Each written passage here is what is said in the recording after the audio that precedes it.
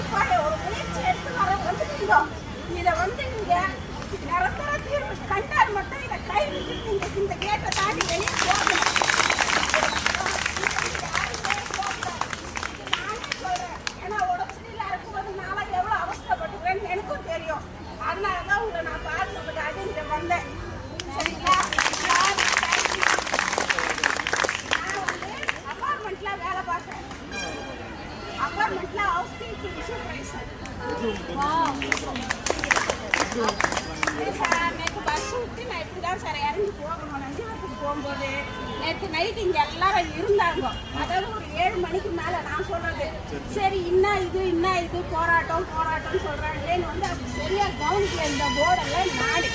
அதனால தான் இப்போ காலையில் ஹாஸ்பிட்டலுக்கு வந்தேன். எனக்கு கொஞ்சம் சளி இருக்கிறதுனால வந்த விஷயம் உங்ககிட்ட நீங்க எல்லாம் விசாரிச்ச உடனே இது ஒரு நல்ல முயற்சியா எனக்கு தென்படுது. அப்படி இருக்கிற கண்டிப்பா நான் தான் ஒரே ஒரு வார்த்தை நிரந்தரமா சொல்லிட்டேன், நிரந்தர தீர்வு வரணும்.